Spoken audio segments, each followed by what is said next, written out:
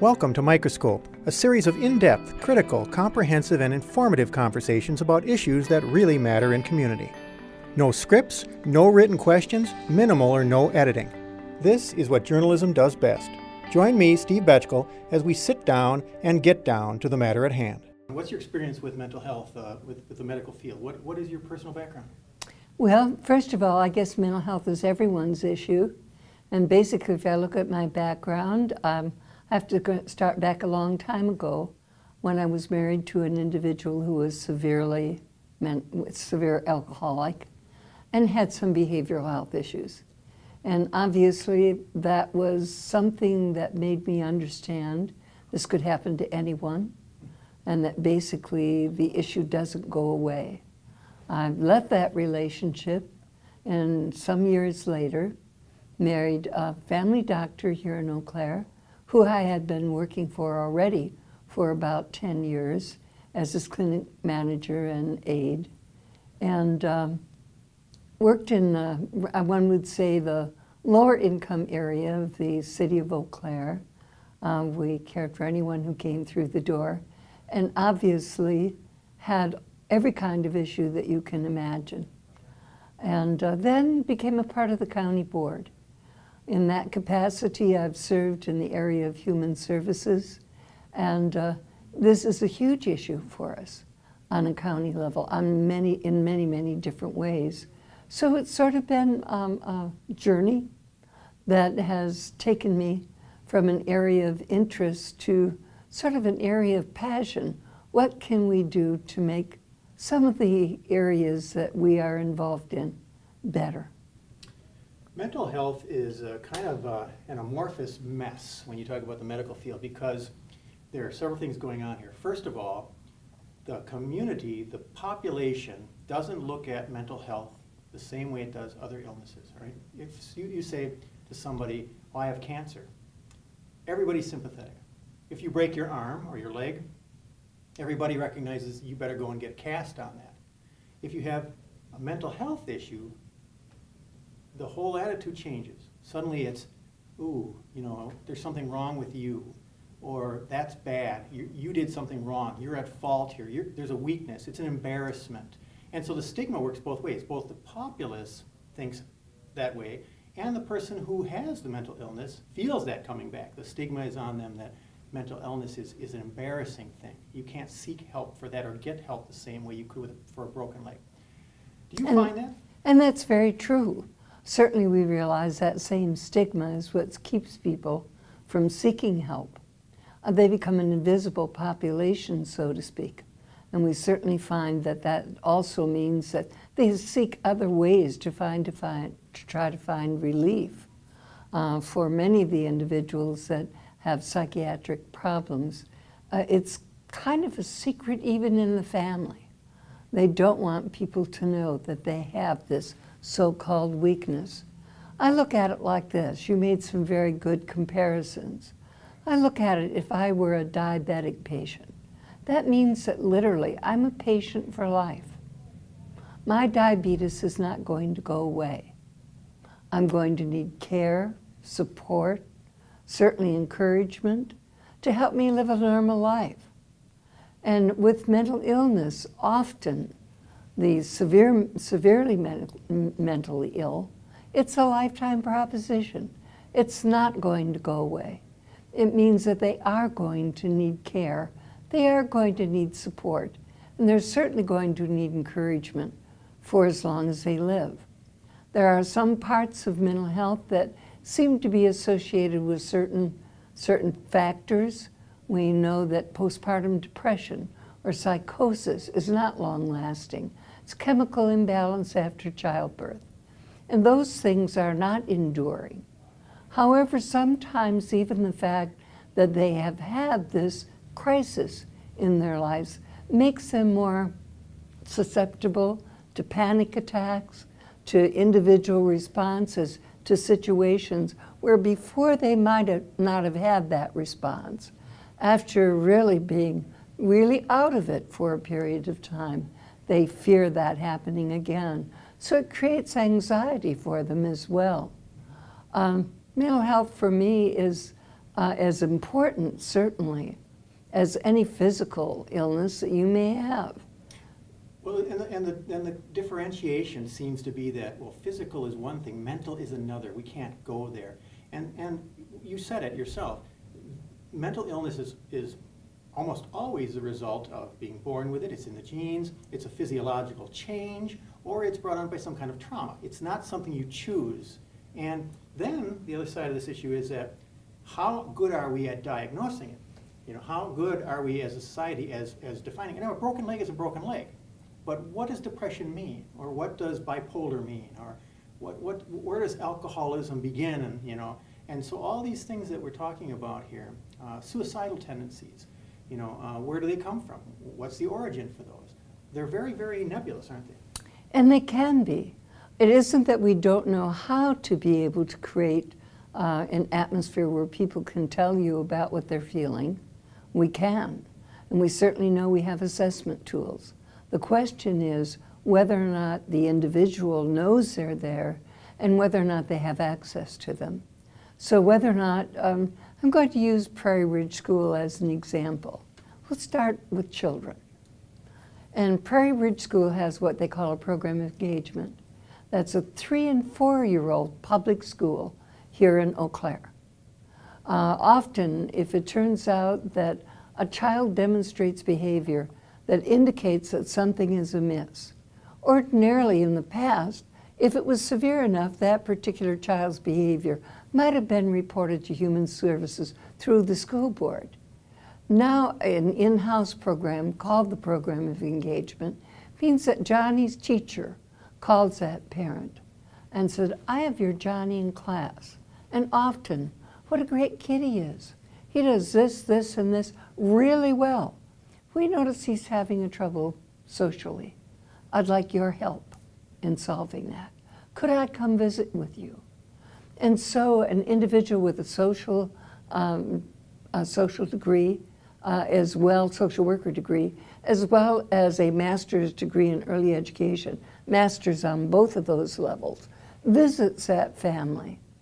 Now, what do you find out when you go into that home? A lot. I think that basically what you're seeing is there heat? Is there food in the house? Is that child living in an atmosphere where there's a live-in and a certain risk of abusive behavior? Is there a drug and alcohol problem? When you can establish a trust-based relationship with that individual, with someone other than the police or the courts, it creates a different kind of a relationship. And so there's an opportunity for interventions. Teaching parents to really parent. Being able to expose whether or not there are other needs. It's not by accident this school has an in-house food pantry, a clothing exchange, a garden, a greenhouse. What does that mean for these children? It means that there's a better opportunity for them to get the help they need. The earlier the intervention, the earlier that their particular issue is addressed, the more likely it is that there will be less stigma, that there will be more opportunity for that child to grow and to be able to excel in their lives. So what you're saying here, and I want to explore this topic at great depth. But one of the things you're saying here is that if we intervene at an early age, when kids' brains are still shaping, we can change some future behavior. Absolutely. So maybe those kids aren't ending up getting expelled from school. Maybe they don't end up in prison. Maybe they end up as productive citizens because emotionally and socially, we are teaching them at an early age how to deal with the stressors in their lives. Absolutely true. And I think there will be significant information coming forth. There were 3 years when the program exists, when the program of intervention and exchange didn't. And 5 years now that it's been in existence, they've been keeping data all this time. I will be extremely interested to see what happens now to 5 years up. Do we notice a difference in behavior? Do we notice a difference in grade? Do we notice a difference in social engagement? Do we notice that children succeed better? Do they socialize better? I think it's a wonderful laboratory to tell us exactly what we can do that really works. Well, there are studies out there that say that it does work. And there are statistics that say that for every $1 you spend or $7 you spend on a child that's 3 to 5 years of age, you know, every $1 you spend, you save $7 later in the cost of sending them to prison or housing them in. Absolutely. Yeah. It costs me about $120,000 a year to have a child at Lincoln Hills. That's a Harvard education plus. So- Stop and think about Yeah. how you could change the dynamics, juvenile justice system, the court system. And that once they get into that system, the likelihood of us seeing them again is greater as well. So to try to find something in between, I think what troubles me is this. Like you say, we know this works. It's kind of amazing to me that we vaccinate our children, that we provide all the medical attention that they need to get into sports, that we try to make them safe in what they're doing. But our medical systems in themselves do not seem to be as sensitive to the need for early intervention for mental health services. And indeed, should our school systems, if they be where that care is going to come from, then how should that be paid for? Should indeed that come out of your school budgets?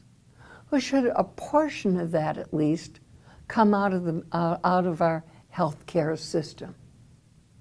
Because it seems to me by making it the responsibilities of the school, we've shifted it again away from being part of a health care issue. Mm-hmm. And indeed, there's no question in my mind that this is indeed the beginning, the step in, if you will, for mental health services and behavioral health services. Yeah, we're going to talk a lot about costs and the whole thing, you know, and what this costs to us and what it costs in terms of dollars and cents, but what it costs as a country and a community. I want to follow up a couple of things, though, in this topic now. The pyramid model is being used in schools across the state, if you've ever heard of that. The same kind of thing. Emotional, social intervention. Early age, before kids get to kindergarten, all right? So, and you hinted on this, but one of the things you're talking about here, I think, is that it's not just that the kid has an issue, the kid has a behavior. It's how do we as adults recognize that and deal with that? So instead of saying, Johnny's misbehaving in class, go to the office. Go home. The police car is here to pick you up, you're expelled, you know? And then we keep doing that throughout their school life until finally they tune out and they drop out, right? The adults in this program you're talking about, up at the Ridge and the pyramid model here, those are things that you reteach adults and teachers how to deal with a problem, so-called problem child, a child who's acting out, a child who might have some social issues, who is doesn't know how to deal with his or her peers and isn't quite good at expressing how they feel about things. You're reshaping the actions of the adults and you're turning it into community-wide support because you're working with the families. There's no question about it. It is a societal issue. I think it's something that obviously what defines a family anymore is indeed extremely broad. And I think we need to be aware that obviously if a child is involved in a situation where they have trauma-based issues within their environment, that's going to be something that's going to set the tone for a lot of years in their life. So again, it's not just the child, it's looking holistically. We have 47% of our working population in Eau Claire County working at 130% of poverty or less, according to a recent United Way study. If we integrate then poverty into this mix and realize that 74% of the children at Prairie Ridge are on free and reduced lunch, it's another issue. So I look at it, education is huge in this. So it's not just looking it's looking holistically, not just at the child, but also the environment that the child lives in, including that community environment. So for us as a society, we have to decide what we want our community to look like. over the years. Do we want a community that's integrated, that really allows services for everyone to be used as they need them? And if you think that isn't something that we're doing to some degree already, yeah, we are. They're not as integrated as I'd like to see them be, but obviously it's a huge issue. This is being done by the Tech College, and we concentrate on integrating programs into high school. We concentrate on having individuals who have lost their jobs be retrained. We just went through a bump of that after 2008. But really and truly, the individuals that I'm speaking of, where these children are at risk and where there are issues, including mental health and substance abuse issues involved here as well, they're literally invisible in our community. We don't see them at PTAs. We don't see them in our churches. We don't see them in our communities broadly, even in any programs that might be children's theater and things like that, because they have transportation issues. They are just making it. They are just barely making it. And somehow or another, there are those among us who'd like to blame them. It's the pick yourself up by your bootstraps mentality, when there are so many other issues that compound this. Eau Claire hasn't been the same since our manufacturing left 25 years ago. That has left that next generation wanting for jobs that are family supporting. And along with that, for many of them, went health care, where health care had been a part of their benefit package in working for many of these concerned. It's not part of what they have now. Now there are many of them working for minimum wage, including those among the most vulnerable. Our children that are taken care of by individuals that are child care workers, low pay, are individuals in nursing homes.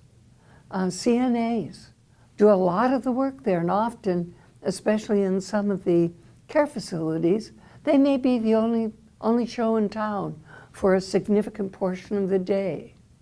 And yet, what do we pay them?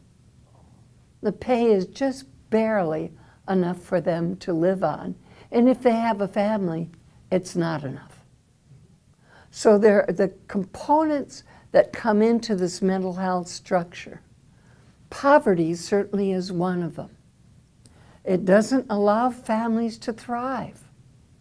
And they can't afford daycare.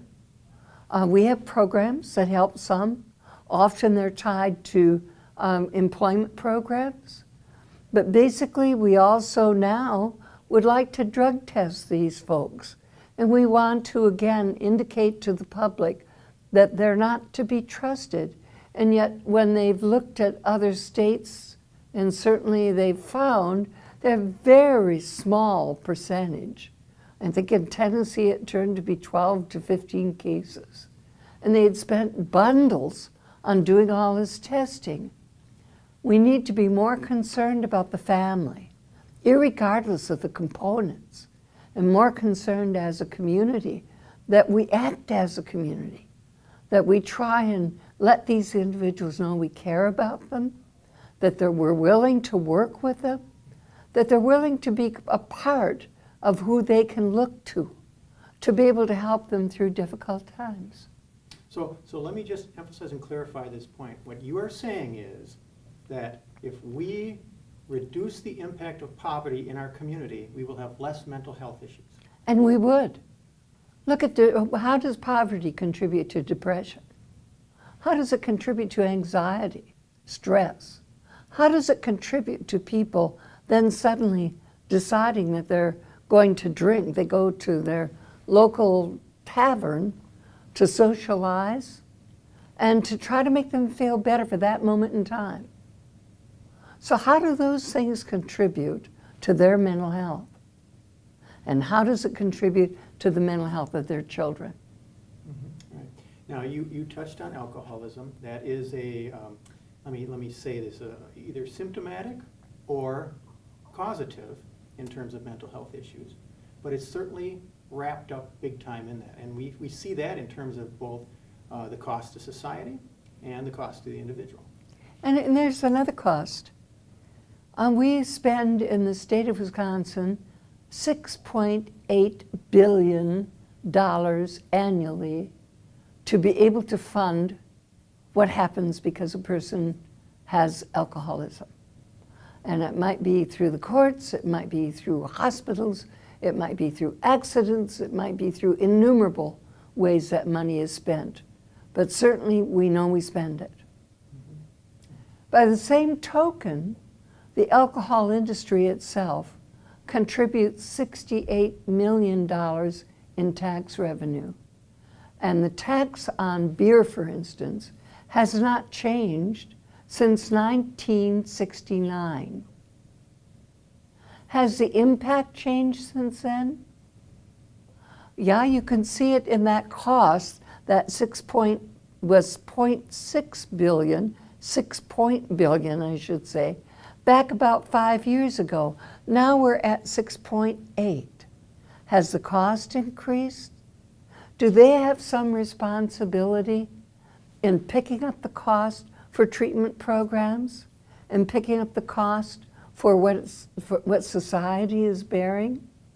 I believe even if they were to raise that tax by a minimum amount, it could make a difference as far as the funding that we have for the ramifications of alcoholism. Responsibility is a tough issue. We'll argue about that in any kind of political venue about what is the responsibility of society, what is the responsibility of your brother or sister if you are mentally ill, if you're impoverished. That is a tough one. But let's talk responsibility of community in another aspect. And let's talk about this. And I mentioned this to you before. We talk about treating mental illness, and I hear it expressed in terms of these kind of quotients. We talk about healthcare providers, talk about in terms of numbers of beds available, and then we have certain numbers of physicians that actually can deal with it. All right? So there are, you can talk about a family practitioner, general practitioner, perhaps addressing it, but you might agree that it might take a little bit a deeper treatment than that. But how, am I correct in saying that number of beds and number of physicians in Eau Claire, in the Chippewa Valley, how are we doing? Number of beds and number of physicians? Well, the number of beds obviously has dropped. Pediatric psychiatric unit at Mayo has been closed out. There are no beds there. Sacred Heart has a few. And basically, if we look at for adults, there still are a number of beds at both hospitals. Do they adequately meet the need? I would say that in crisis situations, no. Neither one of the hospitals really have what one could say is a crisis unit. Often that ends up being if that person is really out of control. There are a couple things that can happen. Human Services plays a significant role in this. We have, over the last number of years, when we did a mental health study back about 10 years ago to determine where were the gaps in mental health, we began looking at other things that needed to be addressed. And we created a mobile crisis unit that works with the police department. Often they're the unit that calls us, or the family calls. And if there's a crisis in a home, they indeed go there. And they're authorized to stay for a significant period of time in order to stabilize and help stabilize that situation. The same, our police officers now are trained to be able to deal with individuals. That's that community response thing. Trained to be able to deal with individuals that they suspect have mental health issues. And they're now being trained to recognize the symptomology of that. So that's useful. We now have crisis beds that are available through Human Services as well, 4 of them. And that came because of the hospital. 4 for the community? 4 for the community, small number. And again, it's a stabilization process. That's all it is. Do we need something greater? Yes. Do we have it? Not really. We had, according to one of the individuals, John Hinckley, who is a person that worked over at Mayo's, told me that they had turned away 750 individuals with behavioral health issues from their emergency room from January of 2016 through September of 2016. To me, I'm thinking, where did they go? I had individuals tell me at a mental health summit recently that they went home. And even some of the ones who had threatened suicide went home. What is the burden then for the family? What is the impact on the children in that family? And what is the impact within the community? We have had more suicides in Eau Claire County this last year than we have historically. I have the numbers up until about the end of October, and I think if I'm correct, the number was 23 suicides in our community at that point in time. They tell me that attempted suicides are a frequent call to both Human Services and the department weekly. I could probably say daily. So if we look at the indicators here, we are truly have indicators of crisis. We have indicators that tell us that there are issues. We know that because we have a university here, thank goodness, but we also know that university students are much more prone to alcoholism, especially binge drinking, and we know that this is a population that seems to be more at risk for self-harm as well. And the expectations of what they have for themselves are great. The pressures they have are great. And yet, basically, we're trying to figure out how should we create comprehensive services that help people through these stress periods, that help them to think about not only there's a way, but I can see a light at the end of the tunnel, and not think in terms of such darkness that they don't believe life is worthwhile. Imagine having somebody stand on a curb with a gun and trying to get the kind of response that the police would shoot them as a way of dealing with their issues. And yet it happened. So do we have a need for services? Do we have a need for care? We read this in the paper so often. It almost desensitizes us, as do all of the programs that we watch and our children watch on television. Violence is entertainment. So we accept so much rather than a caring community. We become more accepting of these issues. And so basically, I think we are in great want. I want to follow up. You have Eau Claire, the city and the county have a suicide death review team, I believe it's called. Right. And those numbers you're drawing, the 23, Yes. 24 for 2017. Right. And those are going up, is that correct? That's correct. Those have been increasing, those numbers. Yes. So more people committing suicide over the years, and those numbers keep going up. And that's correct. Okay, so physically speaking then, when we talk about beds, we're talking about supervision, correct? You put Yes. somebody in a bed so that they're supervised, so they can talk to somebody, so they can calm down, so that the suicidal tendencies, they might back away from that. And so the beds are important because we want to put somebody in a safer environment, take them out of their home where they could perhaps become more violent, self-injurious. Other people might suffer. Other people who aren't trained to deal with them would be put in responsibility to help bring them back from the edge. So physically speaking, though, then, we are failing as a community by not having those beds available. I won't say that we're completely failing because there are some efforts to integrate systems. It isn't that like I didn't get this information basically simply by sitting back and saying everything is fine.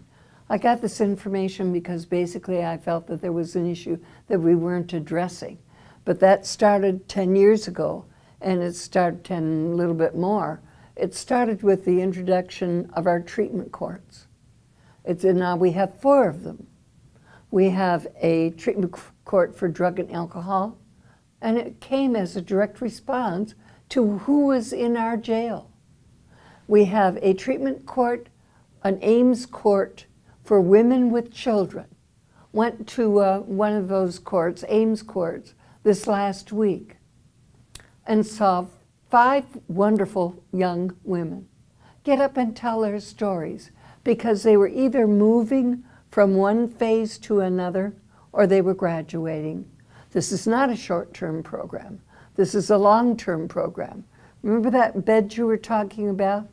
Unfortunately, our issue is that even if we have the beds, where's the follow-up care? And so when there isn't follow-up care, the ramifications often present themselves in our court system.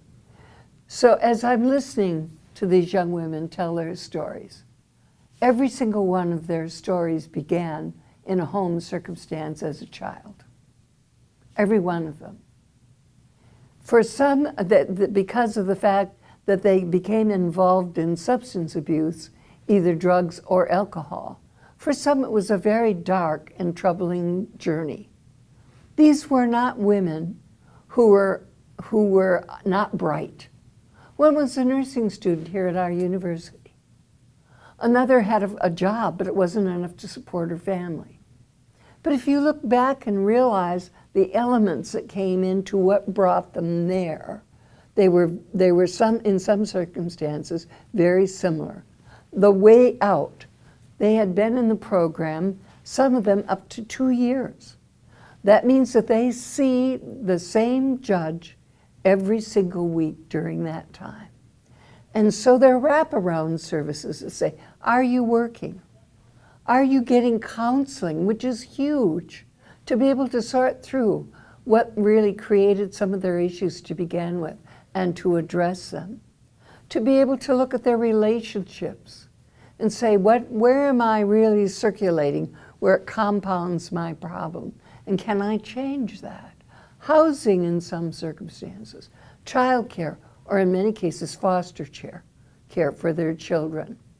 And the good news is some of those women have gotten their children back and have a long history now, 2 years, of being sober. How does that make you feel? I can have a person in drug court for about $5,000 a year. The county can. Shouldn't take that much ownership. The county can. It costs me about $14,000 to $15,000 to have a person in jail for a year. It costs me between $30,000 and $60,000, depending on the age and the medical issues, to have a person in prison. You tell me where we should invest. Those 5 women that you're discussing, that's a success story. Yes. They're progressing, they're Yep. graduating. But what percentage of people with mental illness are we catching here? What percent? And again, understand that we feel about 25%, and when it's not quite that high, I think it's 8% in the state of Wisconsin have serious mental illnesses, schizophrenia and paranoia, and the ones that are much more serious and lifelong in nature. But we also know that many of them have depression, anxiety, stress, and certainly addictions. And so basically, if I were to take the individuals, I could take everyone out of our jail and say, let's just keep the ones that don't have any of those issues. We never would have had to build a new jail. Basically, we're talking a very small percentage of really what you would call individuals with criminality that have a problem that you have to protect society from them. The vast majority of the people in our jail got there because of the contribution of mental health and alcohol, the dual diagnosis of the two. All right, let's talk more about the cost. In the Chippewa Valley, hospitals right now are pulling back from providing health care. I think that's a fair statement. Okay. Why? It doesn't make money, correct? And that's the they lose money on it. They lose money on it, and I think that we realize that that is the case.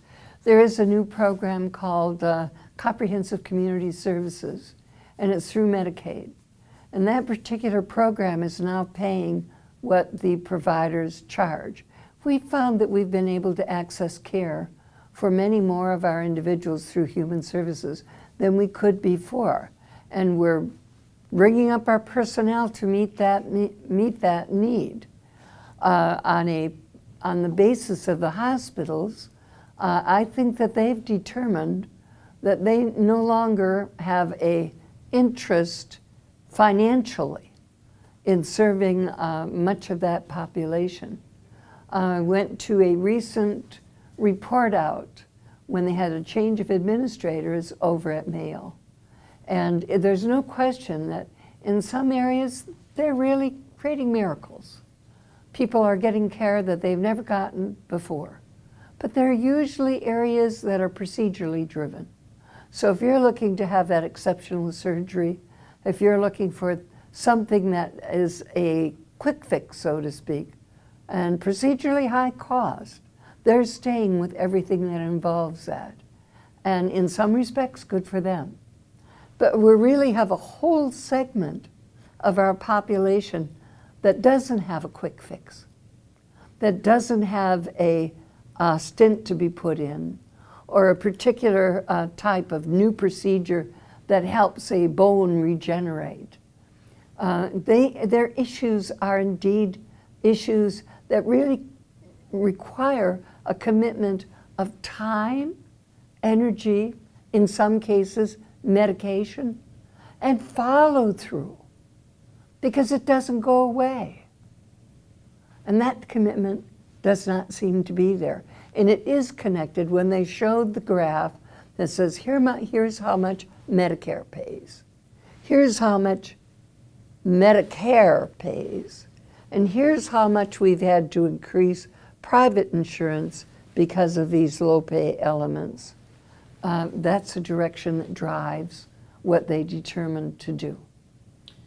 You have a background in the medical services. Do you think it's conscientious of our healthcare community to say, you know, we're not interested in treating. We perhaps recognize that this is an important issue, but that's not important to address. Is that responsible? I think the World Health Organization doesn't think it is.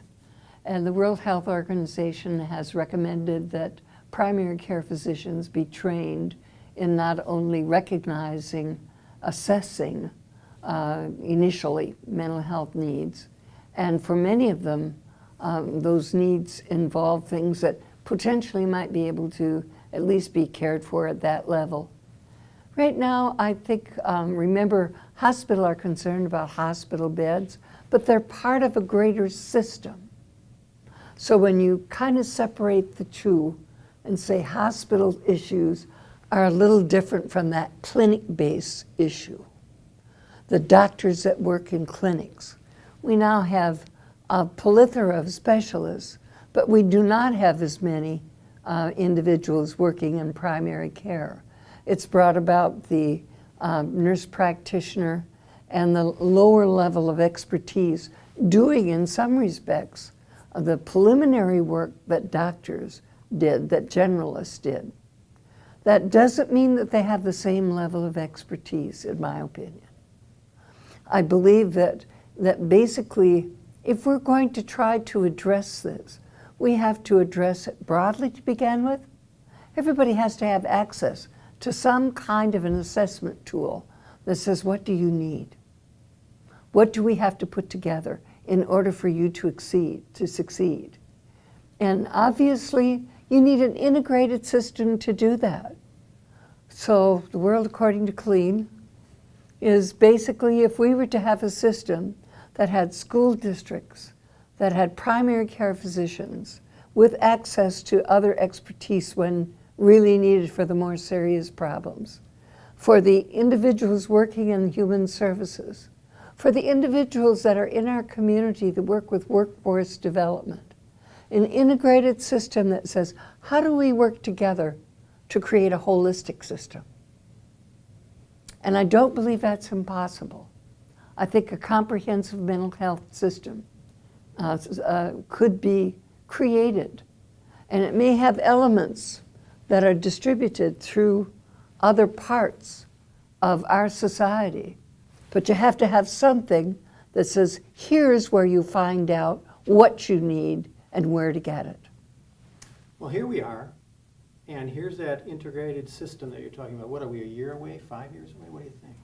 I mean, seriously, All right, if I were to look at it, I'm going to say it took us 10 years to get our treatment courts in session, including the first mental health court in the state of Wisconsin. It took us 10 years. And I look at it and I'm saying there has to be a starting point. I think we've had some real starts in the sense of getting the school district is definitely, I mean, they're shining. They're willing to take this on. My concern is where to get the money to do it. That's my concern. And if money becomes short, then what's going to go away? Is this one of the services that would be taken away? So I'm saying we really need something that the public is fully vested in, that really is willing to take a look at a comprehensive approach. And again, the legislators have to be willing to say, and how do we pay for that? Where does the money come from to pay for that?